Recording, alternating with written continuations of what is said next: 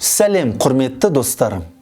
Бүгін полиция қызметкерлері митинге қатысқан қарапайым халықты күштеп таратты.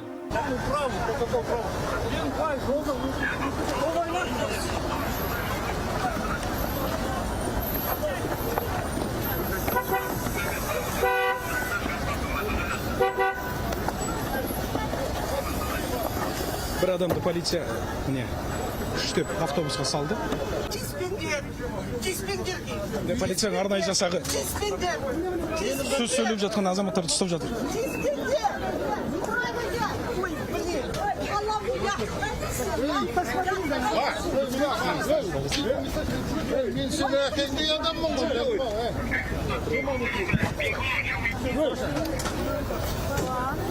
Полиция күштеп автобусқа мінгізіп жатқан азаматтардың дені зейнет жасындағы кісілер екені көрініп тұр.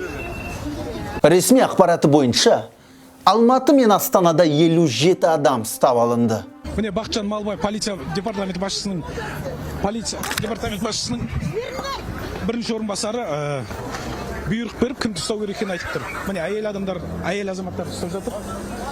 Неге қазақ халқы белсенді түрде билікке қарсы шығып жатыр? Я не хочу это терпеть больше. Эту боль, этот гнет, который устроил негодяй этот Назарбаев.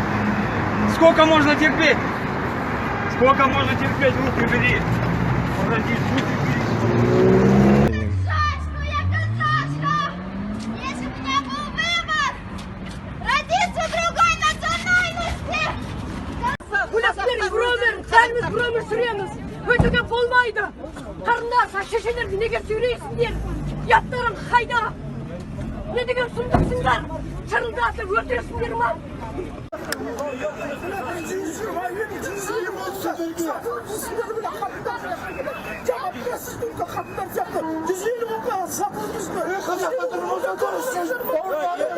Ертең балаларың бар, нелерің бар, солардың болашағын ойласаңдаршы сендер.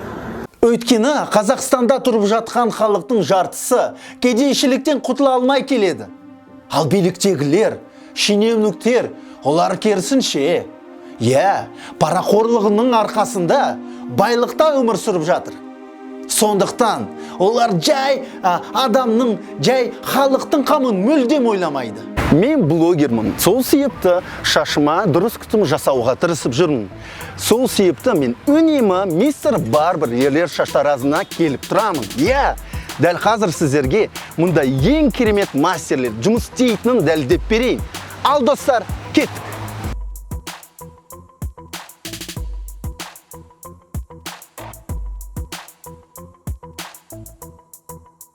Өздеріңіз көріп отырғандарыңыздай, мына прическа маған жарасып тұр.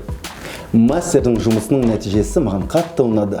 Сіздерге берер кеңесім, міндетті түрде мистер Барбер ерлер шаштаразына келіп тұрыңыздар. Кешіріңіз, сіз не үшін ұстады? Жай, просто так стоял, курил. Жай ғана тұрған үшін ұстап бара жатыр дейді.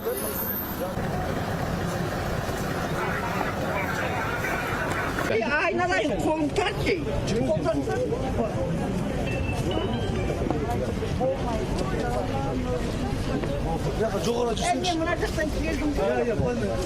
Біз тікелей эфирде қазір Ересек азаматтар былай тұрсын.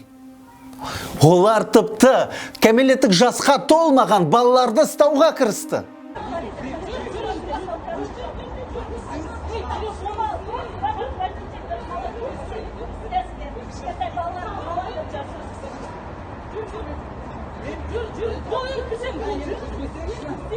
Ой, жұқламасаң, сіздердің де балаларыңыз бар ғой?